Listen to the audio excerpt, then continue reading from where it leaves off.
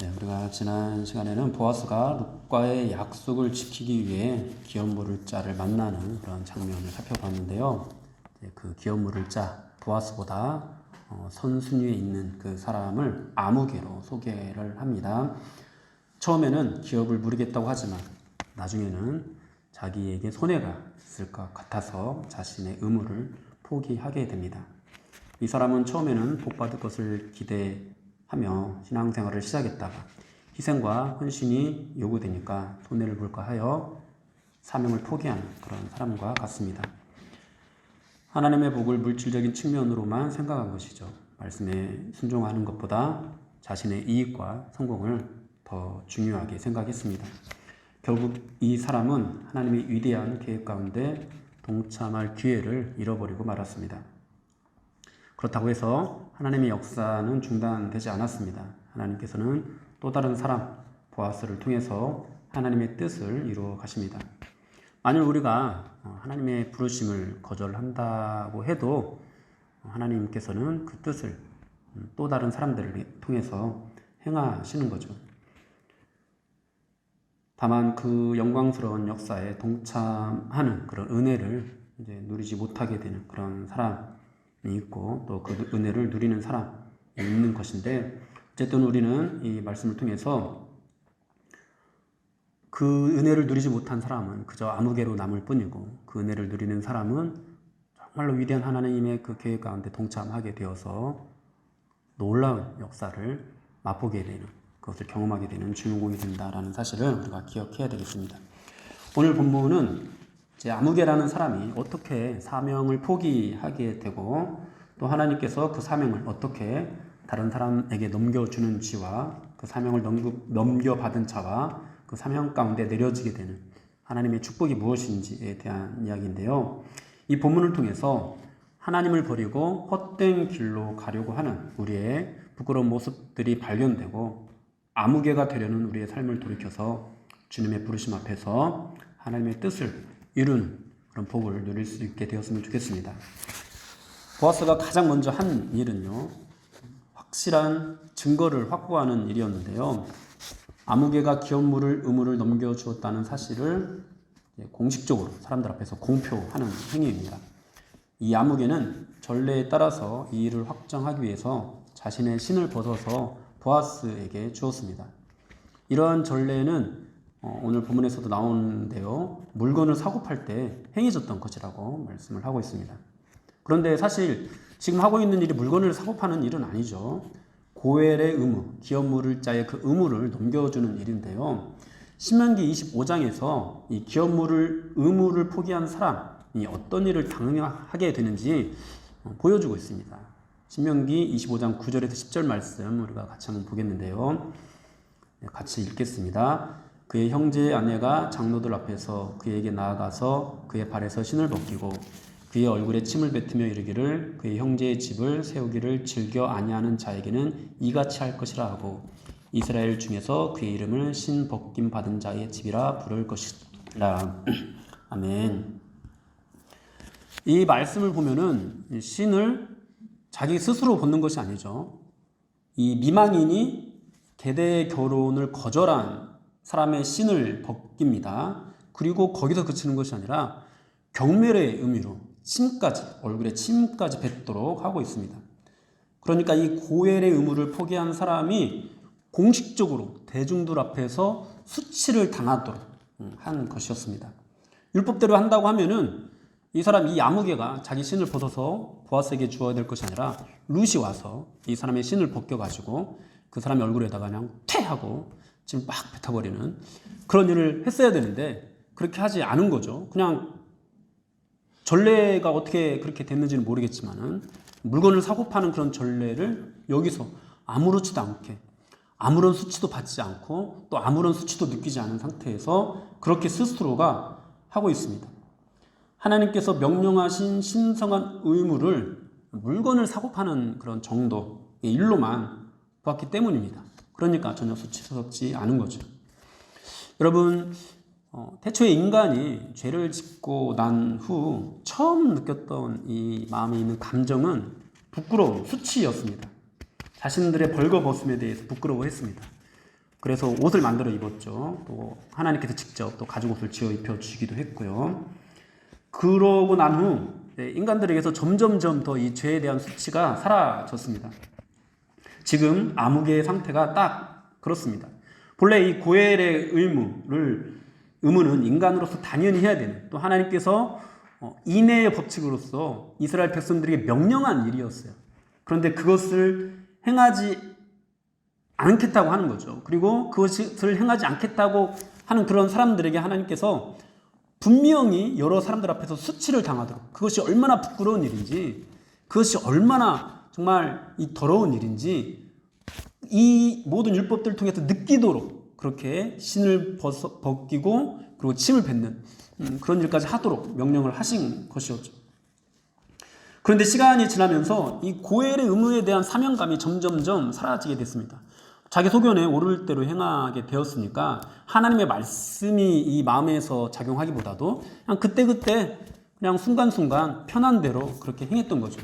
그래서 고엘의 의무도 점점점 지지 않게 되었고, 이 고엘의 의무를 지지 않는 것에 대해서 수치도 부끄러움도 느끼지 않게 되었고, 그러다 보니까 그냥 원래는 이 미망인이 와서 신을 벗기고 침을 뱉어야 되는데 그런 일 당하기 전에 내가 그냥 신을 벗겨가지고 줘버리는 거죠. 그러고 그렇게 끝내버리는 거죠.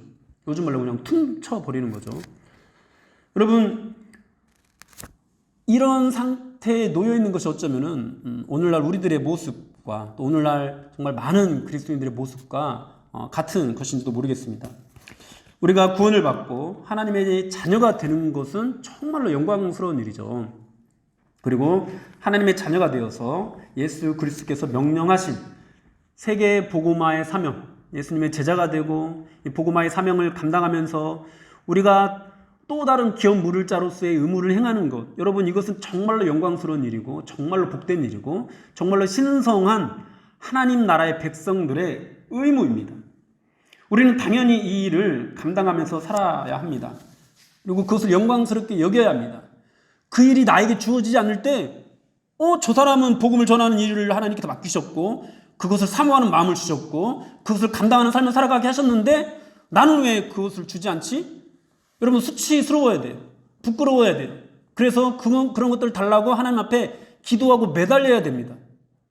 그냥 남보다 집이 작고 남보다 뭐 돈이 적고 이것만을 부끄러워할 것이 아니라 우리가 하나님의 백성이라면, 이 땅을 살아가는 사람들이 이 땅에 발을 딛고 사는 사람으로서 가난하고 능력 없고 뭐 이런 것들을 부끄러워하는 것처럼 우리가 하나님 나라의 백성이라면은 또 하나님 나라의 백성으로서 새로운 감각을 가져서 하나님의 백성으로서 삶을 살아가지 않는 것, 이 신성한 의무를 행하지 않고 있는 나의 모습, 또는 신성한 의무를 행하고 싶은 마음조차 없는 이 나의 이 본성들을 정말로 부끄러워하면서 그런 마음을 달라고 정말 기도해야 되거든요. 그런데 우리는 너무도 쉽게 그 의무를 그냥 저버립니다. 여기 오늘 아무개가 어떤 수치도 당하지 않고 어떤 수치도 느끼지 않고 자기 스스로가 신을 벗어서 그냥 애따 하고 이 보아스에게 넘겨주었던 것처럼 우리도 그렇게 나 안 해, 네가 해, 나 아니면 누군가 하겠지, 아무런 수치도 없이 예수 믿는다고 하는데 구원 받았습니까? 하면은 아멘 하는데 아무런 수치도 없이 정말 그것들을 그냥 넘겨줘 버리는 거죠. 예수 믿는 것도 영광스러운 일, 복된 일이 아니라 그냥 예수 믿어주는 거, 교회 다녀주는 거, 또 교회에서 봉사해 주는 거, 직분을 맡아주는 거, 이런 식으로 생생을 내는. 그래서 조금만 시험을 당하거나 상처를 받으면은 에이, 나 안 해, 나 교회 옮겨, 나 교회 안 나가, 나 이거 안 해, 이렇게 해버리는, 그렇게 그런 모습이 굉장히 부끄러워야 되는데, 교회에서 그런 모습들이 부끄러움으로 작용해야 되는데, 그래서 부끄러움을 느끼면서 서로서로 그 부끄러움을 가려주고 섬겨주고 감싸주면서 그렇게 서로서로 주님을 더욱더 바라보는 모습으로 나가야 되는데, 하나님을 바라보지 않고 서로를 바라보고 서로에게 떠넘기고, 그래서 몇몇 정말 이 신성한 의무를 영광스럽게 생각하는 사람들 몇몇만 그런 모든 것들을 다 감당하고 나가는 그런 모습들, 여러분, 어쩌면은 이 아무개와 같은 모습인지도 모르겠습니다.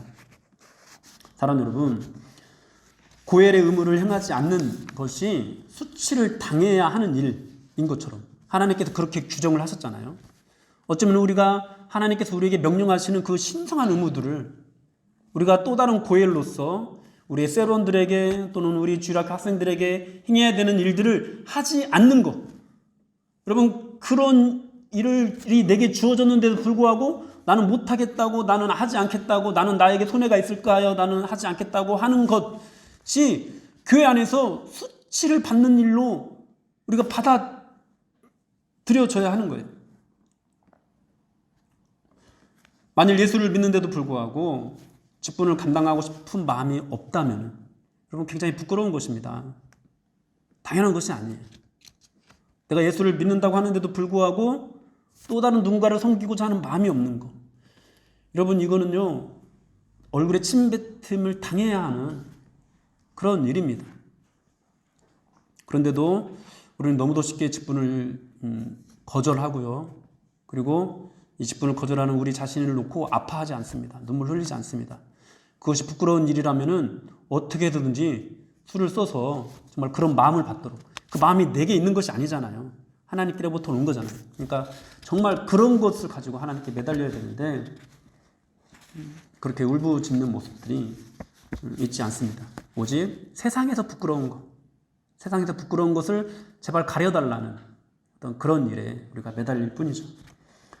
사랑하는 여러분, 우리가 구원을 받아서 하나님의 백성이 되었다면 각자에게 주어진 하나님의 부르심이 있습니다. 그것을 소명이라고 하는데요. 오늘날 이 땅에 있는 교회에는 그 소명의 가치를 모르는 사람들이 정말 많이 있는 것 같습니다. 그 가치를 모르기 때문에 여기 있는 아무개처럼 자진해서 다른 사람에게 쉽게 자신의 소명을 양보해 버립니다. 그것이 얼마나 수치스럽고 부끄러운 일이 되는지를 전혀 모르는 것이죠. 그러나 여기 계시는 대부분의 분들은 또 오늘 수요 예배까지 나오신 분들은 정말 남들이 하지 않는, 남들이 떠넘긴 그런 의무들을 각자 감당하면서 살아가는 그런 분들일 겁니다. 모두가 자신에게 주어진 이 고엘의 의무를 감당하기 위해서 자기 손해도 감수하는 그런 분들일 겁니다. 남들은 수치를 모르고 포기한 일들을 영광스러운 직분으로 여기고 붙잡고 계신 여러분, 오늘 이 보아스에게 내려진 은혜가 여러분들에게도 임하게 되기를 축원합니다. 여러분 정말 여러분들을 통해서 이 보아스와 같은 그런 놀라운 축복의 열매들이 많이 나타나게 됐으면 좋겠어요. 정말 남들이 경험하지 못한, 남들이 느껴보지 못한, 남들이 누리지 못했던 그 풍성한 것들을 누릴 수 있었으면 좋겠어요. 그러니까 여러분 이 일을 정말 영광스럽게 생각하십시오. 남들보다 더 수고하는 거, 남들보다 더 헌신하는 거, 남들이 지지하는 그 의무를 행하는 거, 여러분 그 일을 행하지 않는 사람을 여러분 그 사람이 수치스러운 거예요. 그 사람이 부끄러움을 당해야 되는 거지. 내가 막 이런 일을 맡았다고 막 뭔가 손해를 보는 어떤 그런 마음을 가져야 되는 것이 아닌 거예요. 여러분 정말로 영광스럽게 여기십시오. 그럼 이 아무개가 결국 어떻게 됐죠? 그는 자기 신을 벗어주고 역사의 무대에서 완전히 사라져버렸습니다. 성경은 그의 이름조차도 생략해 버렸습니다. 그의 미래가 어떻게 되었는지, 그가 어떤 삶을 살았는지 성경은 전혀 궁금해하지 않습니다. 성경이 더 이상 궁금해하지 않는다는 말은 하나님께서도 그에 대한 관심을 꺼버리셨다는 것을 의미합니다. 사명을 포기한 사람, 여러분 하나님 나라에서 조금도 쓸모없는 사람인 것입니다. 여러분 에스더가 이제 처음에 모르드게가 민족을 위해 왕 앞에 나아가자고 했을 때 그녀는 두려워했죠. 용기가 나지 않았습니다. 갈 수 없었습니다. 그런데 그때 모르드게가 에스더에게 한 말이 이건데요. 네가 만일 잠잠하여 말이 없으면 유다인은 다른 데로 말미암아 노임과 구원을 얻으려니와 너와 내 아버지 집은 멸망하리라. 여러분 우리가 누군가에게 떠넘겨도 우리가 고엘의 의무를 행하지 않아도 결국 그것을 누군가가 지게 되고 또 그 사람을 통해서 하나님의 뜻은 결국 이루어집니다. 근데 그렇게 다른 사람에게 이 영광의 직분이 넘어가지 않도록 우리가 정말 이 마음을 사모해야 되겠고 이 의무들을 정말 거룩하게 영광스럽게 여길 수 있어야 되겠습니다. 이어서 이제 보아스는 10명의 장로들을 성문에서 불러서 이제 그 사람들 증인으로 이제 세우게 되는데요. 그들에게 내가 엘리멜렉과 기럯과 말론에게 있던 모든 것을 나오미에서 산 일의 증인이 되었다라고 그렇게 말을 합니다. 보아스가 여러 증인들 앞에서 엘리멜렉에게 속했던 모든 것을 남김없이 구속했고 그 일에 대해서 너희들이 증인이다, 이런 뜻입니다. 여러분, 대충 하지 않았습니다. 적당히 룸만 신부로 맞이한 것이 아닙니다. 엘리멜렉과 그의 아들인 기럯과 말론에게 해당하는 모든 기업에 대해서 그 값을 치렀습니다. 완전한 구속, 완전한 구원입니다. 그리고 본문 10절에서 말씀합니다. 또 말론의 아내 모압 여인 룻을 사서 나의 아내로 맞이하고, 룻을 자기 아내로 삼고 그 죽은 자의 기업이 끊어지지 않게 하겠다고 말을 합니다. 여기서 룻을 모압 여인이라고 그렇게 부르고 있는데요. 모압 여인 룻. 여러분, 모압 사람은 영원히 여호와의 총회에 들어오지 못하는 그런 민족이라고 했습니다. 그런데 그런 모압 사람인 룻을 아내로 맞이하고 있는 것을 전혀 부끄러워하지 않으면서 그냥 공표하고 있습니다. 여러분, 이런 보아스의 헤세드, 인애로 가문의 대가 끊어질 위기에 놓여 있었던 엘리멜렉의 가문은 그 대를 이을 수 있게 되었습니다. 그의 잃어버렸던 모든 기억도 되찾을 수 있게 되었습니다. 나오미는 룻을 통해 낳은 아들을 통해서 봉양받을 수 있게 되었습니다. 룻은 여호와의 총회에 들어올 수 없는 사람이었지만 보아스의 신부가 되어서 하나님의 백성이 되었을 뿐만 아니라 예수 그리스도의 계보에 이름을 올리는 그런 영광을 맛보게 되었습니다. 보아스가 막대한 비용을 지불해서 또 열심히 일을 해서 이루어진 일입니다. 보아스가 행한 이 모든 일들은 하나님께서 우리에게 베풀어 주신 구속의 은혜가 어떤 것인지 보여주는데요. 하나님의 구속은 완전한 구속입니다. 하나님의 구속은 확실한 공증이 있는 공의로운 구속입니다. 누구도 이 구속에 대해서, 이 구원에 대해서 딴지를 걸 수가 없습니다. 하나님의 구속은 결코 여호와의 총회에 들어올 수 없는 상태인 우리를 구원한 완전한 구원입니다. 하나님께서는 예수 그리스도의 생명을 지불하시고 우리를 사셨습니다. 하나님은 우리를 하나님의 자녀 삼으신 일을 부끄러워하지 않으시고 공표하십니다. 이 일로 우리는 예수 그리스도의 신부가 되어 영원한 안식을 누릴 수 있게 되었습니다. 우리가 받은 구속의 은혜가 얼마나 감사한 일인지, 여러분, 자격 없이 받은 은혜, 여러분 지금 이 룻과 같은 상태, 나오미와 같은 이 상태에서 정말 생명부지, 누구도 의지할 수 없는 그런 상태에서 이런 도움을 입고 이제 가문의 대를 잇게 되고 또 이후의 그런 삶들을 보장받게 되는 것, 이것이 얼마나 놀라운 은혜입니까? 얼마나 감사한 일이겠습니까? 우리가 받은 구원은 그것과 견줄 수 없는 정말로 감사한, 정말로 복된 일입니다. 이런 복된 은혜를 받는데도 불구하고 룻은 전혀 아무것도 한 일이 없습니다. 룻은 그저 보아스가 일을 완성하기까지 기다리고 있었을 뿐입니다. 보아스의 옷자락으로 덮이기를 바랐을 뿐인데 그 마음이 보아스의 사랑을 받아 갚을 수 없는 은혜를 잊게 되었습니다. 일하는 사람은 오직 보아스 한 사람인 거죠. 그의 열정만 보이고 그의 일하는 것만 보입니다. 그는 일을 마치기까지 쉬지 않았습니다. 이 일을 완벽하게 마무리하기 위해서 모든 노력을 기울였고 막대한 비용을 지불하기를 아까워하지 않았습니다. 사랑하는 여러분, 하나님께서 저와 여러분들을 바로 이런 은혜로 붙들어 주셨습니다. 우리는 그저 하나님의 날개 아래 보호받기를 바랐을 뿐인데 자격 없는데도 불구하고 또 모든 대가 끊어져서 이제 어떤 희망도 다 사라진 그런 상태에 놓여 있는데도 불구하고 또 영원히 여호와의 총회에 들어오지 못하는 그런 죄인이었는데도 불구하고 그런 우리를 위해서 예수 그리스도가 고일이 되어주셨고 예수 그리스도가 모든 일을 행하셔서 나오미와 룻이 누리는 이 복과 같은 그런 은혜를 우리가 누리게 해 주셨습니다. 이 놀라운 은혜가 어떤 것인지를 여러분 정말 마음속 깊이 깨닫게 되기를 축원합니다. 하나님의 사랑을 느끼고 그것을 깨닫고 누리면서 이제는 정말 하나님을 사랑한다고 고백할 수 있는 정말 그 어떤 귀한 것도 하나님께 내어 드릴 수 있을 만큼 감사한 그런 마음으로 살아갈 수 있는 우리가 되었으면 좋겠습니다. 이제 이어서 본문은 기업 물을 자의 사명을 받은 보아스를 장로들이 축복하는 그런 내용으로 이어지는데요. 축복은 세 가지로 요약이 됩니다. 11절을 보면은 먼저는 룻을 향한 축복, 그리고 보아스를 향한 축복, 마지막으로 보아스의 후손을 향한 축복입니다. 룻을 향한 축복을 보면은 룻에게 라헬과 레아와 같게 해달라고 축복하고 있는데요. 이 라헬과 레아는 이스라엘의 12지파를 탄생시킨 여인들입니다. 룻에게 이런 축복을 하고 있다는 것은 룻이 그냥 단지 한 가정을 일으키는 차원이 아니라 하나님의 나라를 건설하는 위대한 가문을 세우기를 원한다, 이렇게 축복을 하는 것입니다. 여러분들은 여러분들의 가정을 위해서 기도할 때, 또는 여러분들의 자녀를 위해서 기도할 때 어떤 기도 제목으로 기도하십니까? 많은 사람들이 그냥 복 받기를 위해서, 하나님의 복 받기를 위해서 기도하는데요. 그런 복 중에 이제 대표적으로 우리가 붙잡고 기도하는 것이 야베스의 기도가 아닌가 싶어요.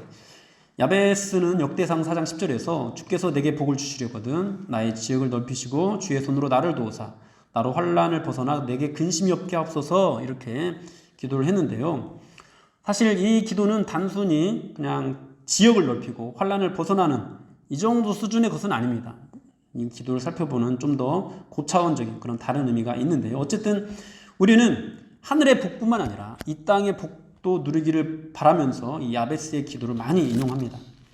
그러나 사실 여러분, 우리가 더 간절히 기도해야 될 것은요, 이 야베스의 기도가 아니라 이 룻을 축복한 이 기도를 더 간절히 붙잡아야 합니다.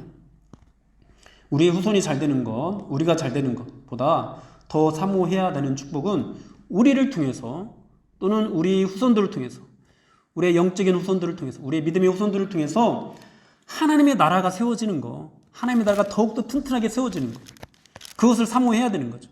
바로 라헬과 레아와 같은 그런 복이 주어지길 원한다는 것은 그런 나라가 세워지길 원하는 거예요. 그런 나라의 기초가 다져지길 원하는 거죠. 이 룻을 통해서. 여러분, 우리의 자녀들을 통해서도 그 자녀가 잘 되는 것만 바랄 것이 아니라 정말로 그 자녀를 통해서 주님의 교회의 어떤 기초가 다져지는 것, 주님의 교회가 정말 든든하게 세워지는 것, 여러분, 이것들 우리가 더욱더 기도할 수 있어야 되겠습니다.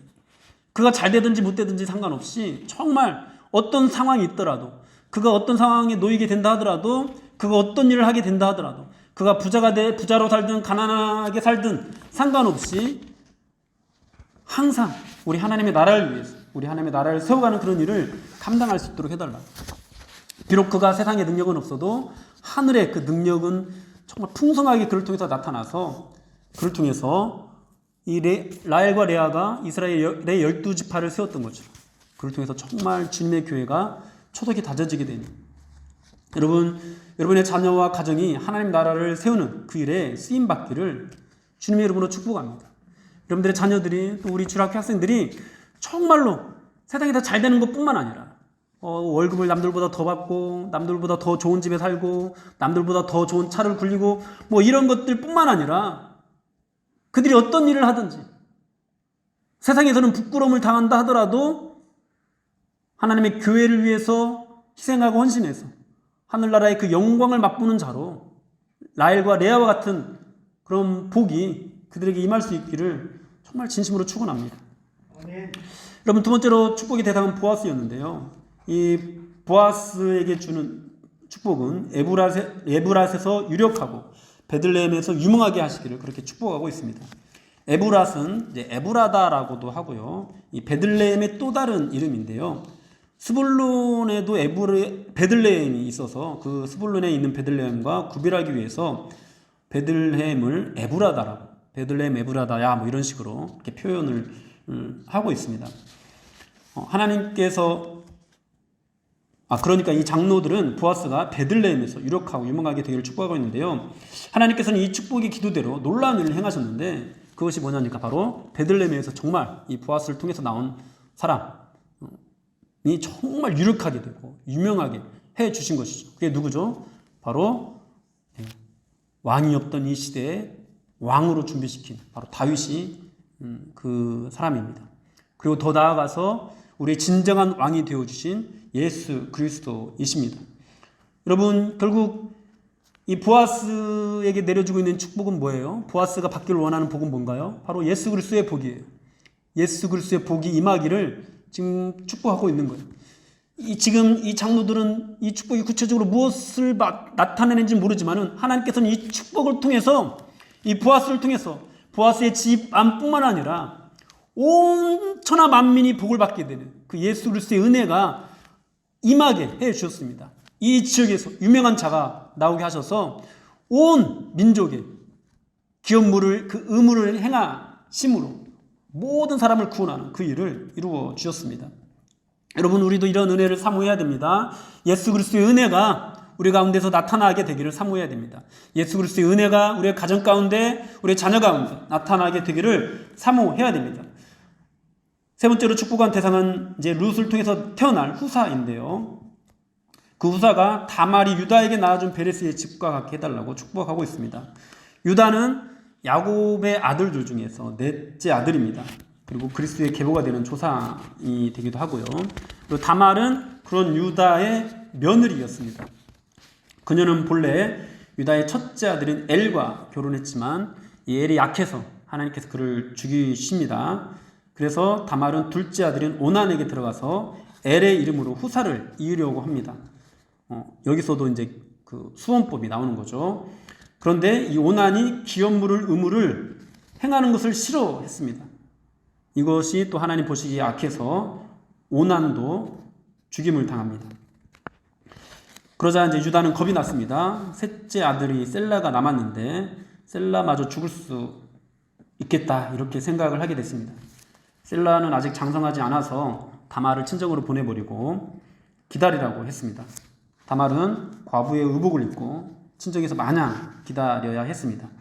그런데 셀라가 장성했는데도 불구하고 유다는 다말을 부르지 않았습니다. 거짓말을 한 것이었습니다. 그래서 다말은 후손을 세우기 위해서 창녀로 분장을 하고 유다에게 접근해서 시아버지와 관계를 맺고 아들을 낳게 됩니다. 그 아들이 바로 베레스와 세라였습니다. 성경은 유다의 계보를 이어가기 위해서 헌신한 이 다말의 행동을 높게 평가하고 있는데요. 유다와 그의 아들들은 기업물을 의무를 행하지 않으려고 했지만 다말은 어떻게 해서든 후사를 잇고자 했습니다. 그렇게 계대 결혼에 의해서 태어난 사람이 바로 베레스이고요. 오늘 이 룻도 계대 결혼을 통해서 후사에 대한 그런 축복을 받고 있는 거죠. 유다 가문의 은혜를 베푸셔서 다말을 통해서 베레스를 태어나게 하신 것처럼 룻이 낳은 아들도 하나님께서 은혜로 주신 상속자가 되기를 기도하고 있습니다. 그러니까 영원히 대가 끊길 수 있는 상황이었어요. 유다에게도 이 셀라라는 셋째 아들이 남았지만은 그가 거기서 돌이키지 않았다면은 그가 그 다말과의 그런 관계를 통해서 그는 나보다 옳도다라는 그런 고백으로 돌이키지 않았다면 어쩌면은 그 집안도 영원히 멸망하게 되었을지도 모릅니다. 그런데 다말을 통해서 그 계보가 이어지게 해 주셨습니다. 그리고 그렇게 이제 멸망의 위기에 놓여 있는 이제 전혀 희망이 없는 그냥 이 룻과 나오미만 죽으면 끝이 나는 그 가정에 하나님께서 상속자를 세워주길 원한다. 우리 전혀 소망이 없는 우리 인생 가운데 예수 그리스도께서 찾아오셔서 우리에게 소망을 주셨던 것처럼 전혀 소망이 없는 가정 가운데 이제 이 후사를 통해서 소망이 생기기를 원하는 그런 축복을 하고 있는 것입니다. 사랑하는 여러분, 하나님께서 우리는 축복이 바로 이런 축복입니다. 전혀 소망 없는 우리입니다. 전혀 자격 없는 우리입니다. 우리를 통해서 이제 어떤 영적인 후사도 나타날 수 없는 그런 상태였습니다. 그런데 하나님께서 우리를 통해서 믿음의 후사를 세우시려고 우리를 먼저 구원하셨습니다. 그리고 우리를 통해서 그 또 다른 사람들이 하나님의 자녀로 부름을 받기를 원하고 계십니다. 여러분, 이 축복의 은혜가 지금 보아스가 고엘의 의무를 성실하게 이행함으로 주어지게 되었고요. 또 우리에게도 예수 그리스도께서 고엘의 의무를 성실하게 이행함으로 그 은혜가 주어지게 되었습니다. 사랑하는 여러분, 오늘 이 장로들을 통해서 내려주는 축복이 궁극적으로 우리는 다윗과 예수 그리스도다라는 것을 잘 알고 있습니다. 보아스는 상상도 못했던 일이겠지만 이 축복의 은혜가 그대로 보아스를 통해서 이루어지게 되는 거죠. 보아스는 다윗 왕을 모릅니다. 예수 그리스도도 알지 못합니다. 그러나 하나님의 율법 안에서 성실하게 자신에게 주어진 의무를 행할 때 하나님께서 이스라엘 백성들에게 베푸신 헤세드의 은혜가 흘러가게 되었고 그의 희생과 헌신을 통해서 그가 상상하지 못했던 위대한 일을 하나님께서는 이루셨습니다. 그의 일함을 통해서 이루신 거죠. 그리고 하나님께서는 우리의 구원을 이루실 때도 그렇게 하셨습니다. 여러분, 하나님은요, 말씀으로 세상을 창조하신 분입니다. 하나님 말씀으로 또 다른 죄 없는 사람을 지으실 수 있는 분이십니다. 그런데 그렇게 하지 않으시고 친히 육신을 입고 이 땅에 오셔서 친히 일하심으로 우리의 구원을 이루어 주셨습니다. 하나님께서 능력이 없어서 그렇게 수고스러운 일을 하신 것이 아닙니다. 하나님께서 창조하신 이 창조 세계의 질서를 하나님께서 그대로 다 그 안에서 감당하시면서 그런 일을 이루신 것이, 그래서 그것이 완전한 구속이 되는 거고, 그렇게 하나님은 완전한 구원을 이루기를 원하셨기 때문에 그렇게 수고스럽게 일하심으로 우리의 구원을 이루어 주신 것입니다. 그리고 동일하게 오늘날에도 우리를 통해서 또 다른 사람의 생명을 구원하실 때 하나님께서는 그냥 말씀으로만 하시는 것이 아니라 어떤 신비한 능력으로만 하는 것이 아니라 또 다른 기업 물을 자의 일함을 통해서 그 일을 이루어 가신다라는 겁니다. 그런데 서두에도 말씀드렸지만 우리는 너무도 쉽게 아무런 수치도 느끼지 않은 채 그냥 그 일을 포기해 버립니다. 보아스는 오늘날 우리의 교회를 되시는 예수 그리스도를 예표하고 그리고 예수 그리스도를 닮아야 하는 모든 그리스도인들이 따라야 하는 그런 모범이기도 합니다. 여러분, 이런 모범을 보아스가 보일 때요, 이 땅에 있는 그 시대에 살아가고 있는 사람들, 이스라엘 땅에 살아가고 있는 사람들은 하나님이 왕이 되심을 거절한 채 자기 소견에 옳은 대로 세상을 살아가는 그런 분위기였어요. 고엘의 의무를 이행하는 것을 잘 하지 않는, 그냥 그것을 다른 사람에게 떠넘기려고 하는 그런 분위기 속에 있는 그런 사회였습니다. 미망인이 신을 벗겨서 침을 뱉어야 했던 일을, 그런 율법이었는데 자기 스스로 신을 벗어주기만 하면 되는 관례로 바꾸어지게 될 만큼 기업 물을 책임을 이행하지 않는 일이 흔하고 사소한 일이 되어버린 그런 시대였습니다. 자신에게 손해가 되면 고엘의 의무쯤은 쉽게 포기하는 것이 더 지혜로운 일처럼 여겨진, 그렇게 보여지는 시대였습니다. 그런 시대의 보아스는 룻을 사랑했고 룻을 자신의 신부로 삼기 위한 모든 의무를 이행했습니다. 막대한 비용을 기꺼이 지불하여 멸망할 수밖에 없었던 엘리멜렉의 모든 기업을 회복시켜주고 또 모압 여인 룻을 아내로 맞이했습니다. 여러분, 오늘날도 어쩌면 비슷한 상황 가운데 우리가 놓여 있는지도 모르겠습니다. 교회는 다니기는 하지만 기업 물을 자의 의무를 행하려고 하지 않는 그런 시대, 그리고 기업 물을 자의 의무를 행하지 않으면서 그런 사모하는 마음조차 없으면서 그것을 전혀 부끄러워하지 않는 시대, 어떤 희생과 헌신을 요구하면은, 말씀을 비추어서 말씀에 견주어서 그런 의무를 요구하면은 오히려 화를 내는 시대, 전혀 부끄러움을 느끼지 않는 그런 시대에 우리가 살아가고 있습니다. 그러나 사랑하는 여러분, 그런 시대이다 할지라도 그렇게 많은 사람들이 아무런 부끄러움도 느끼지 못한 채 아무런 수치도 전혀 맛보지 않은 채 그렇게 자신의 신을 벗어서 우리에게 던져준다 하더라도 여러분, 우리는 일어나서 일합시다. 여러분, 일하는 성도가 되십시오. 일하는 자녀가 되십시오. 일하는 그리스도인이 되십시오. 이 땅에서 아무도 그 의무를 행하려고 하지 않는다 하더라도 나는 일어서서 조용히 그 룻의 기업물을 의무를 감당하는 보아스처럼 하나님의 왕되심을 나타내는 그런 삶을 나타내십시오. 여러분, 결국 다른 사람의 구원은 우리의 일함으로 이루어집니다. 하나님께서 능력이 없어서 그렇게 행하시는 것이 아니라 그렇게 해야 완전한 구원이 되기 때문에, 그렇게 해야 정말 누구도 딴지 걸 수 없는, 누구도 그것을 빼앗아갈 수 없고 취소시킬 수 없는 그런 구원이 되기 때문에 여러분, 우리의 피를 요구하시는 거죠. 우리의 헌신을 요구하시는 거죠. 예수 그리스도의 피를 주셨던 것처럼 동일하게 똑같이 우리에게도 십자가를 요구하시는 겁니다. 오늘 본문은 자기 욕심을 이루기 위해서 사명을 등지고 헛된 길을 쫓아가는 오늘날의 성도들에게 큰 메시지를 던져줍니다. 주님의 부르심을 거절하고 자기만을 위해서 살아가는 삶은 쓸모없는 안무개와 같은 인생입니다.